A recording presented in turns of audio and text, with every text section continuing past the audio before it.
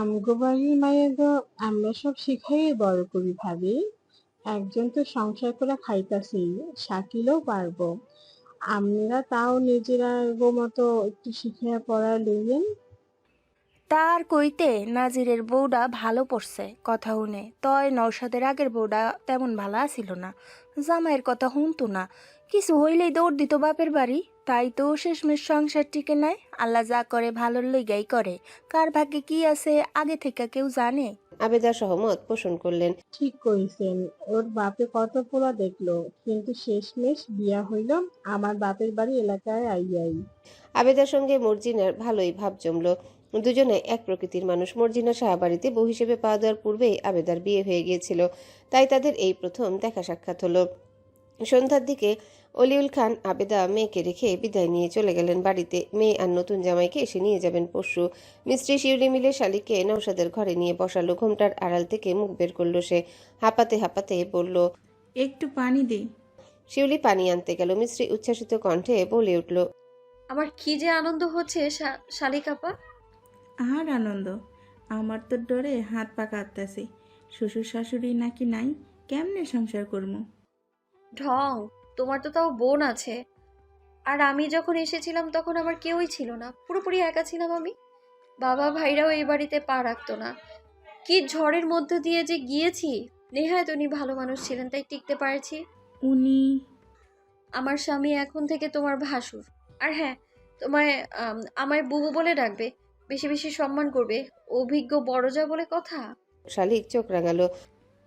ধৈর্য একটা দিমু, আমার জাগিরি দেখাইতে আইছে। আগে বড় বোন, পরে যা। পরক্ষণে সে চিন্তিত হয়ে বলল, আমার জন কেমন রে? একেবারে আমার জন। ভ্রু নাচালো মিস্ত্রি। শালিক লজ্জা পেল, জোরপূর্বক রাগ দেখানোর চেষ্টা করে বলল, ক না, তোর দেওরা কেমন? মানুষ তো ভালো, নরম ভদ্র, 10 কথায় রা পড়ে না। মেয়েদের চোখে সঙ্গে চোখ নামিয়ে কথা বলে। এই যে আমি বয়সে কত ছোট, তবুও কখনো অসম্মান করেনি। আর 4-5টা দেওরের মতো হাসি ঠাট্টাও করে না। যা বলার বলবে, কথা বলবে একান্তই প্রয়োজন হলে, নইলে তাকাবেও না পর্যন্ত। এখন বউয়ের কাছে কেমন হয় সেটাই দেখার পালা। আমার জন্য তো বাইরে সিংহ, ভেতরে ঘরের ভেতরে বউয়ের কাছে বিলাই। কস কি? হ্যাঁ, যদিও শুরুতে শুরুতে সিংহই ছিল, কথায় কথায় ধমকাতো, রাগ দেখাতো। পরে গিয়ে আমিও পাল্টা ধমক দেওয়া শুরু করলাম। বকলে সেজেগুজে কান্না করতে বসতাম। ব্যাস, হয়ে গেল সিংহ থেকে বিলাই। এখন আমি সিংহী। শালিক হেসে উঠে, মহা চালাক হইয়া গেছস তো। পরিস্থিতি আর স্বামী করেছে। হাসা একটা কথা ক, তোর দেওরের তালাক হয়েছিল কেন? শুধু কি মাইয়ারই দোষ? আমি অত শত জানি না। আমি এই বাড়িতে আসার অনেক দিন আগেই বিয়ে করেছিল, শুনেছিলাম ভালোবাসার বিয়ে। যখন এলাম তখন তো ভালোই লাগলো। সুন্দর করে কথা বলতো, আমাকে অনেকবার সাজিয়ে দিয়েছিল, শাড়ি পরা শিখিয়েছিল। সমস্যা হচ্ছে মানসিকতার। দুইজন দুই পরিবেশের মানুষ। একজন শান্ত, প্রতিবাদ করতে পারে না। আরেকজন অশান্ত, রাগী, খুঁতখুঁতে। সংসার করতে গেলে একটু তো মানিয়ে নিতেই হয়, তাই না? শুরুতে শুরুতে আমার তো এখানে থাকতেই ইচ্ছে করেনি। লোকটাকেও সহ্য হতো না একদমই। বাপের বাড়িতে চলে যেতাম, দাদাজানের কাছে নালিশ জানাতাম। আব্বা বড় ভাইজানদের কাছে কথা বলাও বন্ধ করে দিয়েছিলাম তাদের সাথে। কিন্তু দাদি আমায় বোঝালো, উনিও নরম যত্নশীল হওয়া শুরু করলেন। তাই শেষ পর্যন্ত সংসারটা টিকে ছিল। তাদের ক্ষেত্রে এমনটা হয়নি। দুই পক্ষের কেউ কাউকে ছাড় দেয়নি। শালিক শুধু মাথা নাড়ালো। সে বুঝদার সাংসারিক মেয়ে, মায়ের সংসারে সব হাতে খড়ির মতোই শিখেছে। ভাই হওয়ার পর সে আর বড় বোন মিলেই তো গোটা সংসার সামলেছে। মিস্ত্রি পুনরায় গম্ভীর কণ্ঠে বলল, ছাড় না দিলে, ত্যাগ না করলে শুধু সংসার কেন, কোনো কিছুই টেকে না। তাই বলে একজন ছাড় দেবে, ত্যাগ করবে, আর অপরজন তার ফায়দা লুটবে, এমনটা হওয়া উচিত না। উনি বলেন স্বামী স্ত্রী একে অন্যের পোশাক। পোশাক যেমন মানুষের লজ্জা ধরে রাখে, তেমনি স্বামী স্ত্রীকে একে অন্যের দোষ ত্রুটি গোপন রাখতে হয়। ভুল বোঝাবুঝি, ঝগড়া, ঝামেলা সব জায়গাতেই হয়। পৃথিবীতে কেউ সব দিক থেকে সুখী বা নিখুঁত হয় না। তাই সেই ঝামেলা ঘরের মধ্যে লোকচক্ষুর আড়ালে মিটিয়ে নেয়াই ভালো। লোকে জানলে ঝামেলা আরো জটিল হয়। আর বিয়ের পর মেয়েদের আপন মানুষ শুধু স্বামীই হয়। শালিকের মুখমণ্ডলে চাপা হাসির ঝিলিক দেখা যায়। শিউলি পানি নিয়ে ফিরতে দুজনের কথা ওখানেই থেমে যায়। নানার বাড়ির দিকে সবার আদরের মেয়ে হচ্ছে মিস্ত্রি। ছোটবেলা থেকে বাবা ভাই মামাদের কোলে কোলে বড় হয়েছে। রান্নাঘর কিংবা কোনো কাজেই তাকে কখনো দেখা যায়নি, অথচ সেই মেয়ে কি বুঝদার এখন। শালিক বুঝতে পারে মেয়েটা সঠিক একজন জীবনসঙ্গী পেয়েছে বলেই আজ এত তার পরিবর্তন, তাই তো এত সুখী। এটাই তো একজন নারীর জীবনে সবচেয়ে বড় পাওয়া। তবে চিন্তাও হয়, কে জানে তার স্বামী আবার কেমন হয়। রাত বাড়তেই বড় ভাইয়ের ধমক খেয়ে ঘরে এলো নওশাদ। চাচাতো ভাইরা টাকার জন্য পথ আটকালো না। তবে বোঝা গেল বড় চাচা বাদে বাকি সবাই যে এই বিয়েতে বেশ খুশি হয়েছে। নাজির তার ঘর বদলে দিয়েছে। আগে যে ঘরে বাবা থাকতো সেই ঘর খালি হওয়ার পর ওখানে করা হয়েছিল খাওয়ার ব্যবস্থা। এখন সেখানে রাখা হয়েছে নওশাদের যাবতীয় আসবাব, খাওয়ার জিনিসপত্র রাখা হয়েছে আগের ঘরে। তার শব্দ পেয়ে ঘুমটার আড়ালে বসে থাকা লালবধূ খানিক নড়ল। ইতস্তত করতে করতে নওশাদ এসে বসলো বিছানায়। তার জন্য এটা দ্বিতীয় হলো, মেয়েটার জন্য প্রথম। কিভাবে সে এই মেয়েটার অনুভূতিতে আঘাত করে প্রথম রাতটা নষ্ট করে দিতে পারে। তাই নিজেকে সামলালো, দুই হাতে তুললো ঘুমটা। বুক চিনচিন করে উঠল। গতদিনের থেকে আজ মেয়েটাকে অন্যরকম লাগছে। বিড়বিড় করে বলল, মাশাল্লাহ। সে কথা শালিকের কানে পৌঁছাতে লাজুক হাসলো সে। পলক্ষীন চোখে তাকিয়ে মেয়েটাকে দেখলো নওশাদ। কথা খুঁজে না পেয়ে জিজ্ঞাসা করলো, কেমন আছো? ফাল্গুনের শেষ সকাল। রোদের উত্তাপে ঝিমিয়ে পড়া সোনালী ধানের ক্ষেত সেচ দিচ্ছে কিষানের দল। এই বছর ফসলে পোকার আক্রমণ বেড়েছে, তাই দুবেলা ছিটাতে হচ্ছে কীটনাশক। নাজির উঁচু ঢিবিতে বসা, মুখে গামছা বেঁধে ফসলে কীটনাশক ছাড়াচ্ছে লতিফ আর মোকলেস। একটু পরপর চিৎকার করে তাদের দিক নির্দেশনা দিচ্ছে সে। বামে দিস না কেন বেড়া? ওই পেশেগুলো লাগে নাই। একটা ধানও যদি নষ্ট হয়, দুইটার কপালে দুঃখ আছে। তার কথার মধ্যে সেখানে উপস্থিত হলেন আমিরুল শাহ। নিজের জমি পরিদর্শন করে সোজা এখানে এসেছেন। লুঙ্গিতে এখনো কাদা লেগে আছে। মাথার উপরে ছাতা ধরে পাশেই দাঁড়িয়েছে আব্বাস। খুকখুক করে কেশে দুই হাত পেছনে রেখে বলে উঠলেন, এইবারেও তোর ভালোই ফলন হইব মন হইতাছে। আমারটা গিয়া দেহি পোকে ধরছে, তোর ভাগের জমিটা ভালা পড়ছে। কথা থামিয়ে বসা থেকে সেদিকে তাকালো। নাজির হেসে বলল, সবেই আল্লাহর রহমত চাচা। মাথা নাড়ালেন তিনি। নাজিরকে উঠতে না দেখে নিজেই ঘাসের উপর বসে পড়লেন। কিছুক্ষণ নীরব থেকে জিজ্ঞাসা করলেন, সিরাজ রে কই নাজির? এত খুঁজলাম কিন্তু। ভ্রুজোড়া কুচকে গেল নাজিরের। বলল, এমন করে জিগেতেন যে আমি তারে হামলাই রাখছি। রাখুস নাই? কোনো কারণ আছে? না, কইতাছইস? তরতাজা একটা মানুষ কেমনে গায়েব হইয়া যায়? আমি তো কোনো কারণ দেখি না। হে আমার কোনো পাখা দানে মই দিছে যে তারে আমি হামলায় রাখমু? আর রাখলেও কই রাখমু? আপনারা খুঁজা পাইতেন না? আমিরুল শাহ কি জবাব দিবেন বুঝে উঠতে পারেন না। চোখে সন্দেহ নিয়ে তাকিয়ে থাকেন ভাতিজার দিকে। একদিন এই পৃথিবী থেকে যেভাবে সোহেল হারিয়ে গিয়েছিল, ঠিক সেভাবে হারিয়ে গিয়েছে তার পিতা সিরাজুল্লাহ। তবে সোহেলের দেহাবশেষ মিললেও সিরাজের শেষ চিহ্নটুকু পাওয়া যায়নি কোথাও। এ নিয়ে আমিরুল শাহ চিন্তার শেষ নেই। যাকে পান তাকেই সন্দেহের চোখে দেখেন। নিখোঁজের সপ্তাহখানেক পর একদিন পিতাকে খুঁজতে শাহ বাড়িতে সাদ্দাম এসেছিল। মাঝে মধ্যে বাড়িতে না জানিয়ে লোকটা বোনের বাড়ি চলে আসতেন। তাই ছেলে বউ ভেবেছিল এবারেও হয়তো সেখানেই আছে। তাই প্রথমে এত খোঁজ করেনি, কিন্তু সপ্তাহ পেরোতেই নতুন চিন্তার উদয় হলো। শুরু করলো খোঁজাখুঁজি। তার থেকে সংবাদ পেয়ে বুঝতে বাকি আর রইল না যে লোকটা কয়েকদিন ধরে নিখোঁজ। আমিরুল শাহ তৎক্ষণাৎ লোক লাগিয়ে শ্যালককে অনেক খোঁজাখুঁজি করেছেন। আচানক কোথায় গায়েব হয়ে গেল সে। যেই লোভী প্রকৃতির মানুষ, এত সহজে গা ঢাকা দেওয়ার তো নয়। তবে কি কোনো বিপদ হয়েছে? যত ভাবেন ততই ধীরে ধীরে আতঙ্কিত হয়ে ওঠেন। এই তো কয়েকদিন আগে ইউনিয়নের নির্বাচন শেষ হয়েছে। চেয়ারম্যান পদে এবার বিপুল ভোটে জয়ী হয়েছেন কামরুজ্জামান। আতাউর রহমান এখন লাঠি দিয়ে খুঁড়িয়ে খুঁড়িয়ে হাঁটেন। গত কয়েক বছর জনসাধারণের উপর যে অত্যাচার জুলুম করেছিলেন, তার ফলস্বরূপ এবার আর ইউনিয়ন থেকে বেশি একটা ভোট পাননি। প্রচারণাও ছিল কম, সাথে ছিল অসুস্থতা। আমিরুল শাহ এই নিয়েও ভীষণ চিন্তিত। সব জারিজুরি ক্ষমতা এত সহজে শেষ হয়ে যাবে ভাবতেই পারছেন না যেন। দীর্ঘশ্বাস ফেলে বললেন, তুই হঠাৎ এত শান্ত কেন নাজির? তো কি ছিলামু? আমি যতটুকু চিনি জানি তুই শান্ত থাকার মানুষ না। সবকিছু জানার পর তো আরো না। চোখে মুখে প্রবল আত্মবিশ্বাস সরে সেখানে ঠায় পায় কৌতূহল। নাজির ঘাট ঘুরিয়ে চাচার দিকে পুনরায় তাকালো।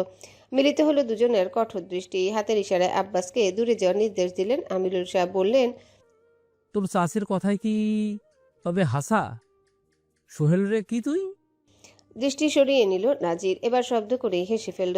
তার চাচাটা না, নাজির কি ভেবেছিল আর তিনি কি বলছেন যদি জানতে পারেন শুধু সোহেল নয়, সাথে সোহেলের বাপকেও এই পৃথিবী থেকে খুব কষ্ট দিয়ে বিদায় দিয়েছে সে, এমনকি বহু বছর আগে করা তাদের পাপের কথাও সে জেনে গিয়েছে, তখন কি হবে?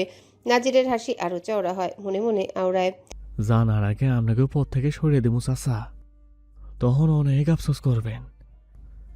কেন যে সুবান আলী পোলা দুটারে বাসায় রাখছিলাম। আমিরুল শাহ ভেতরে আজ বহুদিন পর ভয় দেখা দিল। এই হাসিটাই যেন তার সব প্রশ্নের উত্তর। মাটি আঁকড়ে ধরে বললেন, আমি বিশ্বাস করি নেই। সামিউলের মায় সিরিয়াস কওয়ার পরেও বিশ্বাস করি নেই। আমি আরো কইছি, নাজির আর যাই হোক মানুষ মারতে পারে না। কেন আমিরুল শাহ পারলে নাজির শাহ কেন পারবো না? নাজিরের কি মন নাই, কষ্ট নাই? নাজিরের কি বাঁচার অধিকার নাই, সুন্দর জীবন পাওয়ার ইচ্ছা নাই?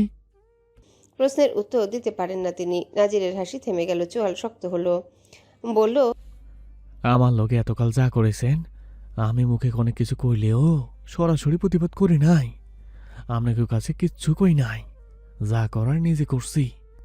সে শুধু একটু ভালো থাকতে চাইছি, বউ লয়ে শান্তিতে সংসার করতে চাইছি। এতটুকু আপনারা সহ্য করতে পারেন না? ফরিদা বানুরিতে আমি নিজের মা মনে করছি। হ্যাঁ, কেমনে পারলো এমন করতে?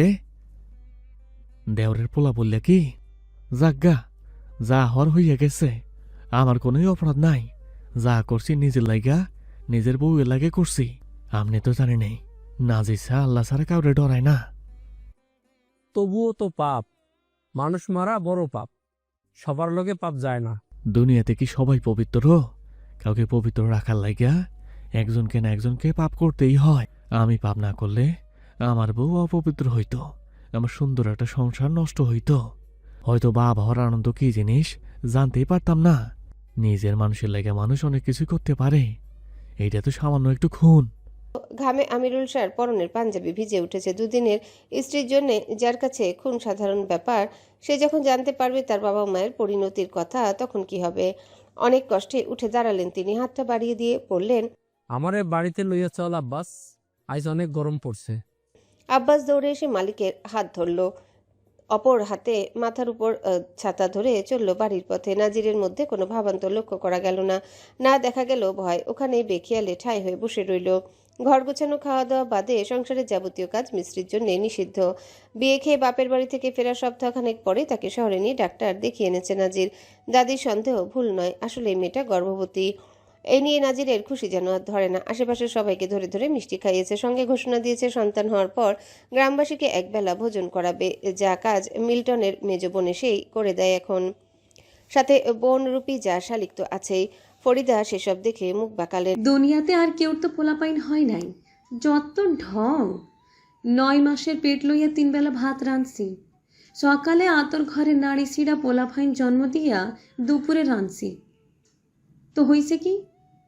এখনো তো তরতাজা শরীর। মিস্ত্রি জবাব দিল না। এই মহিলাকে সে মনে প্রাণে ঘৃণা করে। ভাইরা জানলে এতদিনে এর জবান কেটে নিত। মিল্টনের বোন চুমকিকে তাগাদা দিয়ে বলল, আলুটা লম্বা লম্বা করে কাটো, কাটা শেষ হলে চাল ধুয়ে চুলায় বসিয়ে দিও, বাদ বাকি রান্না আমি করে নেব। নাজির ভাই, আমনেরে চুলার পার যাইতে নিষেধ করছে ভাবি। রাখো তোমার ভাইয়ের কথা, উনি বেশি বেশি করেন, প্রথম বাপ হতে যাচ্ছেন তো। চুমকি মুচকি হাসলো। শালিক এসে বসলো পাশে। গতকাল বাপের বাড়ি থেকে ফিরেছে, নওশাদ গিয়ে নিয়ে এসেছে। বলল, নিষেধ করছে যখন দরকার নাই, তুই পাশে বইয়া থাকিস, আমিই রানবো। তুই পারিস? তোর মতো নাকি, শালিক সব পারে। তাদের দেখে ফরিদা বসে এখনো বিড়বিড় করছেন। শিউলি বিথি মিলে নামার জমি থেকে শুকনো পাতা টাবাই করে এনে উঠোনে রোদে মেলে দিচ্ছে। বড় আম গাছটা ছায়ার নিচে পিড়ি পেতে বসে মর্জিনা চাল বাচ্ছেন। জিজ্ঞাসা করলেন, পর্ব 58। এখনো আপনার বড় ভাইরে খুঁজা পান নাই? এত বড় একটা মানুষ গেল কই? শকুনের নজর লাগছে। প্রথমে আমার ভাই পুত্রে খাইলো, এখন আবার আমার ভাইডারে কই গেছে? এমনি তো নিখোঁজ হওয়ার মানুষ আমার ভাই না। বিলকিসের জামাইও খুঁজছে, পাই নাই। শুনছি শেষ নাকি বাজারে চায়ের দোকানে দেখা গেছিল, তারপর আর কেউ দেখে নাই। হেরে কিডাই কি করব? করলে তো এত বছরে কইরা করতেই পারতো, কানওয়ালায় ধরে নাই তো। ফরিদা কিছুক্ষণ থম মেরে বসে রইলেন। গ্রাম বাংলায় প্রচলিত কানাওয়ালা এক ধরনের অপ্রকৃতিস্থ রোগ বা জিনের আসর। যখন কোনো মানুষ কানাওয়ালার পাল্লায় পড়ে তখন সে নিজের চেনা জায়গাকেও অচেনা মনে করে। এত মানুষ দিগ্ভ্রান্ত হয়ে একই পথে বারবার ঘুরতে থাকে। বেশিরভাগ সময়টি ঘুমন্ত মানুষদের নিয়ে খেলা করে, স্মৃতি বিভ্রাট ঘটিয়ে খালবিলে নিয়ে ডুবিয়ে মারে। এমন ঘটনা গ্রামে অহরহ ঘটে। ফরিদার মনে সন্দেহের টানা বাঁধে। তার সঙ্গে এমন ঘটনা দু একবার হয়েছে। ঘুমের ঘোরে রাতের বেলা দরজা খুলে বেরিয়ে যেতে চেয়েছিলেন, তৎক্ষণাৎ স্বামী তাকে ধরে নিয়েছিলেন। ঘুম থেকে জেগে তো তার আর কিছুই মনে পড়ে না। ভাইয়ের সঙ্গে এটাও হতে পারে, নাজির না হয় সোহেলকে হত্যা করেছে, তার স্ত্রীর ঘরে ঢুকে হানির চেষ্টা করায়। কিন্তু সিরাজকে কেন খুন করতে যাবে? সে কি আদৌ কিছু জানে? জানলে তাদের কেন কিছু বলছে না? চুপ থাকার ছেলে তো নাজির নয়। এত কি চিন্তা করতেছেন বুবু? মর্জিনার কথায় হুঁশ ফিরল ফরিদার। ভাবুক কণ্ঠে বললেন, ভুল কিছু কষ নাই, এটাও হইতে পারে। আমারে আর তোর ভাসুরে কয়বার যে ধরছিল, সময় মতন টের পাইয়া একজন আরেকজনের রক্ষা করতে পারছি। সিরাজটারে কতবার কইছি একলা একলা রাইতে বাহির হইস না, কিন্তু শুনলই না। এখন ফল ভুগতেছে। চিন্তা কইরা লাভ নাই, কানওয়ালা ধরা মানুষ সহজে পাওয়া যায় না। পাইলেও সুস্থ অবস্থায় পাওয়ার তো চিন্তাই করা উচিত না। আল্লাহ রক্ষা করুক। ফরিদা আর কথা বাড়ালেন না। পুত্রবধূকে চুলায় ভাত বসানোর নির্দেশ দিয়ে পটের বিবি সেজে বসে রইলেন বারান্দায়। অসুস্থ আমিরুল শাহকে ধরে ধরে বাড়িতে নিয়ে এলো আব্বাস। কাচারি ঘরে কেদারায় বসালো। ফরিদা স্বামীর এই অবস্থা দেখে পিছু পিছু দৌড়ে এলেন। জগ থেকে গ্লাসে পানি ভরে টেবিলে রেখে ফ্যান ছেড়ে দিলেন। বিচলিত কণ্ঠে জিজ্ঞাসা করলেন, আমনের আবার কি হইল? ভালা সুস্থ মানুষ ঘর থেকে বাহির হইলেন, এখন এই অবস্থা কেন? ঘাইমা কি হইছে? আমিরুল শাহ জবাব না দিয়ে কেদারায় হেলান দিয়ে চোখ বুজে বসে রইলেন। আব্বাসকে আদেশ দিলেন, মুমিন কই রে? আব্বাস আইতে করে, এরপর তুই বাড়ি যাস গা, আজ আর আইতে হইব না। আব্বাস মালিকের বিশ্বস্ত লোক, তিনি যা বলবেন তাই বিনা বাক্যে মেনে চলে। তাই মাথা নাড়িয়ে চলে গেল। মমিনুল শাহ বাড়িতে নেই, কোথায় গিয়েছে কে জানে, তবুও রোদ মাথায় নিয়ে আব্বাস তাকে খুঁজতে বের হলো। মমিনুল শাহ এলেন দুপুরে। খাবার খেয়ে অনুমতি নিয়ে প্রবেশ করলেন কাচারি ঘরে। আমিরুল শাহ ততক্ষণে খেয়ে এসে চুরুট ধরিয়েছেন। বেশ চিন্তিত হলে একের পর এক চুরুট টানতে থাকেন তিনি। আজও তার ব্যতিক্রম হলো না। মমিনুল শাহ ভাইয়ের সম্মুখ কেদারায় বসলেন। টেবিলে রাখা কিছু কাগজপত্র নাড়তে নাড়তে জিজ্ঞাসা করলেন, ডাকছিলা ভাইজান? হ, অনেকদিন এই ঘরে আয়স না যে। আর কইও না, ধানের মৌসুম না এখন সারাক্ষণ ধরের উপরে থাকতে হয়। ব্যবসাও মন্দ যাইতাছে। কয়দিন পর তো আরো মন্দা যাইব। ফাল্গুন শেষে চৈত আইতাছে, খরা পড়লে সব শেষ। এর লাইগা জরুরি পণ্যগুলো গুদামে রাখার চিন্তা করতাছি। প্রত্যুত্তর করলেন না তিনি। ঘরে নেমে এলো নীরবতা। শুধু শোনা যাচ্ছে বাইরে থেকে ভেসে আসা মুরগি ছানাদের কিচিরমিচির। মমিনুল শাহ অস্থির হয়ে জিজ্ঞাসা করলেন, কেন তলব কইলা না তো ভাইজান? নাজিরে তোর সন্দেহ হয় না? সন্দেহ হইব কেন? ভবিষ্যতে আমগো বিপদ হইতে পারে, যাই নাও, সেই রাইতে বাঁচাইছিলি কেন রে? আমি বাঁচাইলাম কই ভাইজান, ভাবি যা কইছে তাই তো করছি। কিছুক্ষণের জন্য আবারও চুপ রইলেন আমিরুল শাহ। দীর্ঘশ্বাস ফেলে বললেন, মাস্টার বাড়ির লগে সম্পর্ক ঠিক হওয়ার পর থাইকা ওর সাহস দিন দিন বাড়তাছে। এমনিতেই ওরে আমার ডর লাগে, এখন তো কলজা কাঁপে। কি করবো মুমিন? আমার মনে হয় বড় কাঁচা কাম কইরা ফেলাইছি। আতাউর এইবার হাইরা গেল। নুরুলের লগে মাস্টার বাড়ির মানুষের সম্পর্ক অনেক ভালা। বুইরা আকবরে হের বিয়ের সাক্ষী হয়েছিল। এরপর থাইকাই যাতায়াত লাইগা থাকে। তার উপরে সিরাজ নিখোঁজ। কি করমু আমি? কয়েকদিন ধইরা রাইতে আমার ঘুম আইয়ে না। হাত গুটাইয়া তো আর বইয়ে থাকা যাইব না। কি কও ভাইজান, তুমি ওই নাজিরে ডরাইতেছ? ছোট মানুষ কি করবে ওই? কিছু করলে নিজে বাঁচতে পারবো। আমাকে পোলারা আছে না? পোলা সামিউল বাদে আমার আর কাউরে বিশ্বাস হয় না। বাদ বাকি করাটা নাজিরে ডরায়, একটা ধমকেই কাঁপে। আমার পারভেজ তো আর একটা পাড়া। আমি আছি না, আমি থাকতে কি এর এত চিন্তা তোমার? এতকাল কিছু হইতে দিই নাই, ভবিষ্যতেও দিব না। তোমার জীবনে এত জটিলতা কবে থেকে আইছে জানো? জানি, তোর ভাবিরে বিয়ে করা আর ভাইরে এই বাড়ির জায়গা দেওয়ার পর থেকে। আব্বার কথা শুনলে আমাকেও এই দিন দেখা লাগতো না। যদি এই দিন ওই মহিলারে তুমি তালাক দিতা, যেদিন আমার গায়ে হাত তুলছিল, তাহলেই হয়তো আমাকে জীবনে আজ এরকম হইতো। তোরও এই কথা মনে হয় মুমিন? আমারও মনে হয়, খুব আফসোস হয়, কিন্তু লাভ কি? সময় তো শেষ। যখন বিয়াটা করছিলাম তখন অসহায় ছোট একটা মাইয়া আছিল। সেই মাইয়া সংসার অনেক জটিল রে মুমিন, অনেক জটিল। মমিনুল শাহ মাথা নাড়িয়ে বিড়বিড় করেন। আসলে সময় শেষ, সময় গেলে সময় আর ফিরে আইয়ে না। ভাইজান, ওর ব্যবস্থা আমি করবো। ধানের কাম আগে শেষ করি। নওশাদ শহরে গিয়েছে। আজকাল প্রায়শই বিশেষ কোনো কাজে শহরে যায় ছেলেটা। প্রথমে জমি জমার কিছু জরুরি কাগজপত্র সংগ্রহ করে গেল পাসপোর্ট অফিসে। বেশ কয়েক মাস ধরে দৌড়াদৌড়ি করতে হচ্ছে সেখানে। সাথে আরও কিছু প্রয়োজনীয় কাজ তো আছে। নতুন বইয়ের জন্য কেনাকাটা করতে নাজির তাকে কিছু টাকা দিয়েছিল। এসব আর ভালো লাগে না তার, নিজের কাছে ছোট ছোট লাগে। এখনো ভাইয়ের থেকে হাত পেতে টাকা নিতে হচ্ছে, অথচ সে ভাইয়ের জন্য কিছুই করতে পারেনি। তাই তো শেষ পর্যন্ত বিদেশে যাওয়ার জন্য রাজি হয়েছে। তার বিদেশে যাওয়ার জন্য একজোড়া গরু বিক্রি করে দিয়েছে নাজির। এমনকি সামাদ মিয়ার কাছে বন্ধক রেখেছে ফসলি জমি, স্বর্ণের বেশ কিছু গহনা। অন্তত সেসব ছাড়িয়ে ভাইয়ের জন্য কিছু করতে হলেও তাকে দেশ ছাড়তে হবে। প্রতিজ্ঞা করেছে নওশাদ, এবার সে আর আবেগের পেছনে ছুটবে না, কঠোর পরিশ্রম করে নিজেদের জীবন বদলাবে। শ্বশুর অর্থ দিয়ে সাহায্য করতে চেয়েছিল নাজির, রাজি হয়নি। উল্টো ভাইকে বলেছে, আর যাই কর, শ্বশুর বাড়ি থাইকা কিছু নিবি না। একবার নিলে সারা জীবনে এই খোটা শুনতে হইব। মাথা উঁচু করে চলতে পারবি না। এই যে আমার ঘর সাজানি দিতে চাইছিল, কিন্তু আমি নাই। প্রয়োজনীয় কেনাকাটা করতে করতে বিকেল হলো। দোকান থেকে বের হওয়ার অভিমুখে হঠাৎ দেখা হয়ে গেল পরিচিত মুখের অধিকারীর সঙ্গে। নওশাদ খুব একটা অবাক না হলেও সামনের মানুষটা যে অবাক হয়েছে বুঝাই গেল। নওশাদ পাশ কাটিয়ে যাওয়ার চেষ্টা করলো। লিলির যেন তা সহ্য হলো না। পাশের পুরুষটির হাত ছেড়ে 2 কদম এগিয়ে এসে জিজ্ঞাসা করলো, চিনতে পেরেছ? বাধ্য হয়ে থেমে দাঁড়ালো নওশাদ, তবে হাসলো না সে। বলল, না চেনার কিছু নেই। কেমন আছো?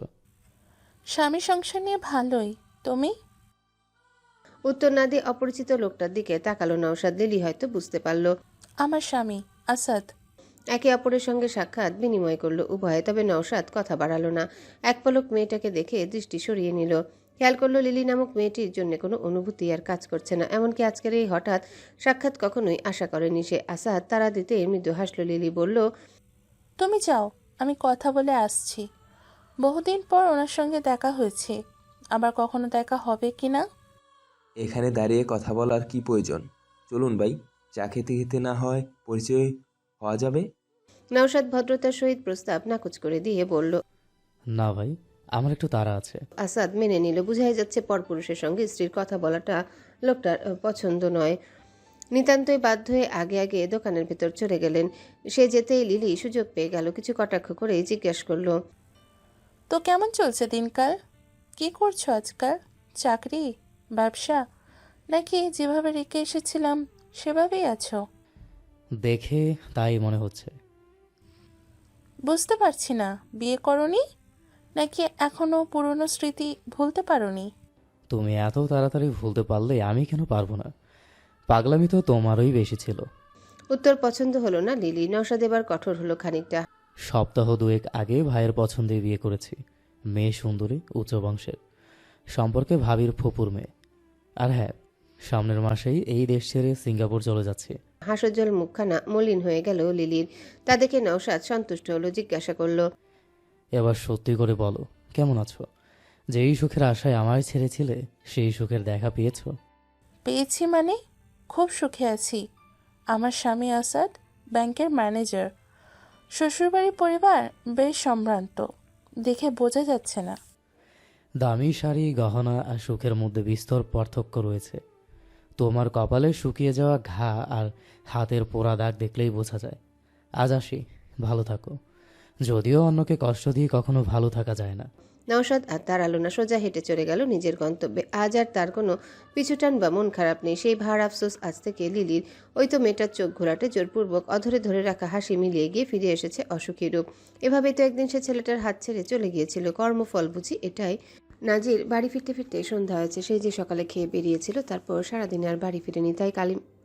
তাই কলিমকে দিয়ে দুপুরের খাবার পাঠিয়েছিল মিস্ত্রি। ঘরমাক্ত শরীর নিয়ে ঘরে আর সে ঢুকলো না। বারান্দায় দাঁড়িয়ে বলল, লঙ্গি গামছা দড়িতে রাখো তো বউ, 2টা ডুব দিয়ে আসি। মিস্ত্রি লুঙ্গি গামছা নিয়ে বাইরে এলো। শাসন করার ভঙ্গিতে বলল, তুই পারিস? এখন আবার পুকুরে নামবেন? রোগ বাঁধানোর শখ জেগেছে? চুপচাপ কলপার থেকে গোসল সেরে আসুন, অবশ্যই সাবান মাখবেন। আবার হুকুম দেয়। যা বলেছি তাই করুন। এখন আবার কল চাপতে হইব। আচ্ছা ঘরে যাও। সন্ধ্যাবেলা পথে মানছ গো, ঘরের বাইরে আওয়া উচিত না, জিনে আসর করব। বয়স্কদের মতো কথাবার্তা। নাজির চোখ রাঙালো। মিস্ত্রি সেদিকে পাত্তা না দিয়ে ঘরে চলে গেল। গোসল সেরে ঘরে এলো নাজির। দরজা আটকে বিছানায় শুয়ে পড়ল। সারাদিন পর পিঠের নিচে নরম বিছানা পেয়ে চোখে নেমে এলো শান্তির ঘুম। ভাত খাবেন না? খেয়ে তারপর ঘুমান। এখন কিসের খাওয়া? এখন ঘুমামু? সারাদিন একটু হই নাই। লোকটার জন্য মিস্ত্রির মায়া হলো। তার কত খেয়াল রাখে, যত্ন করে, অথচ নিজের বেলায় যত অযত্ন, বেখেয়ালিপনা। বিছানায় বসে স্বামীর মাথায় হাত রাখলো সে। সমস্ত ক্লান্তি মুহূর্তে যেন দূর হয়ে গেল নাজিরের। বালিশ ছেড়ে মাথা রাখলো স্ত্রীর কোলে, বলল, এই ঘরে তোমার অনেক গরম লাগে না? গরম লাগবে কেন? বিদ্যুৎ নাই, ফ্যান নাই, টিনের চাল, তো সারাদিন রোদের তাপে গরম থাকে। প্রথম প্রথম লাগতো, তবে এখন অভ্যস্ত হয়ে গেছি। মিস্ত্রির লগে আমি কথা কইছি, এখন মিটার থেকে তারটাই না, এইবার ঘরে একটা ফ্যান লাগামু। কোনো প্রয়োজন নেই, ঘরে হাত পাখা আছে। টাকা কি গাছে ধরে? সারাদিন গাধার মতো খাটেন আর প্রচুর খরচ করেন। কি প্রয়োজন ছিল চুমকিকে রাখার? এভাবে চলবে? বাচ্চা এলে তো খরচ আরো বাড়বে। তোমার এত চিন্তা কি এর? আমার সন্তানের যাই হোক, কখনো অভাবে মরবো না। আমি জীবনে যা পাই নাই, আমার সন্তান সেই সব কিছু আমি দিমু। তোমারেও আর কোনো কষ্ট দিমু না। শুধু আর একটু সময় দাও, আর একটু ধৈর্য ধরো। আমি আপনাকে বিশ্বাস করি। নাজির চোখ বন্ধ করেই হাসলো। এতদিন পর মিস্ত্রি খেয়াল করলো গায়ের রং তামাটে হলেও লোকটা সুদর্শন, সুপুরুষ, হাসিটা চমৎকার। মনোযোগী দৃষ্টিতে বেশ কিছুক্ষণ তাকিয়ে থেকে এই প্রথম ভয়ঙ্কর একটা কাজ করে ফেললো সে। উবু হয়ে পুরুষ দেহের খসখসে ঠোঁটে গভীর চুম্বন করলো। ফজরের নামাজ শেষে উঠোনে হাঁটাহাঁটি করছে নাজির। চারিপাশে এখনো আধো অন্ধকার, শুধু পূব আকাশে দেখা যাচ্ছে সূর্যের রক্তিম আভা। ভোরের হাওয়া স্বাস্থ্যের জন্য ভালো হওয়ায় রোজ ফজরের নামাজ পড়ে খোলা আকাশের নিচে ঘণ্টাখানিক সে হাঁটে বা দাঁড়িয়ে থাকে। মিস্ত্রি খুঁটিতে হেলান দিয়ে দাঁড়িয়ে আছে। একসময় ধৈর্য হারিয়ে পড়ল। কোলে উঠবা? অপ্রস্তুত হলো মিস্ত্রি। নাজির হেসে এগিয়ে আসতে 2 কদম পিছিয়ে গেল সে। হ্যালো বন্ধুরা, পরবর্তী পার্ট খুব তাড়াতাড়ি আসবে, তো সবাই অপেক্ষায় থাকো। আর চ্যানেলটি যারা এখনো সাবস্ক্রাইব করোনি, তারা পরবর্তী পার্ট দেখার জন্য চ্যানেলটি সাবস্ক্রাইব করে রেখো। ধন্যবাদ সবাইকে, আমাদের সাথেই থেকো।